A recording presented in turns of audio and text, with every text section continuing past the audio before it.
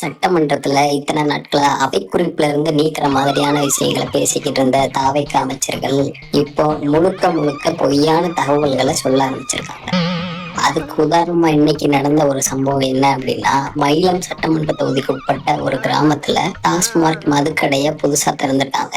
அதுக்கு எதிராக மக்கள் போராட்டமும் நடத்திருக்காங்க. இந்த போராட்டம் சம்பந்தமா கவன ஈர்ப்பு தீர்மானம் கொண்டு வந்த நிலையில அது சம்பந்தமா அமைச்சர் விக்னேஷ் சொன்ன தகவல்கள் முழுக்க முழுக்க பொய் அப்படின்னு சட்டமன்றத்திலேயே சொல்லியிருக்காரு. சி.வி. சண்முகம், அதிமுகவோட முன்னாள் அமைச்சர், மயிலம் சட்டமன்ற தொகுதியோட உறுப்பினர். அவர் மாண்புமிகு மதுவிலக்கு ஆய்வுத்துறை அவர்கள் சொல்லியிருக்கின்ற அந்த பதில் ஏற்புடையதல்ல, தவறான பதில். சி.வி. சண்முகம் இப்படி சொன்னதும் மாவட்ட ஆட்சியர் கொடுத்த தகவலை தான் நான் சொன்னேன், இது பொய்னா ஆய்வுக்கு உட்படுத்திக்கிறேன் அப்படின்னு சொல்றாரு. மாவட்ட ஆட்சியரின் அவர்கள் சொல்படிதான் இப்ப இந்த தகவல் இங்கு வழங்கப்பட்டது.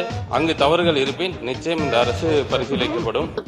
பொய்யான தகவலை சட்டமன்றத்துல சொல்றது எவ்வளவு பெரிய ஒரு தவறான விஷயம். அதெல்லாம் அவ்வளவு ஈஸியா பண்ணிக்கிட்டு இருக்காங்க தாவைக்க அமைச்சர்கள்.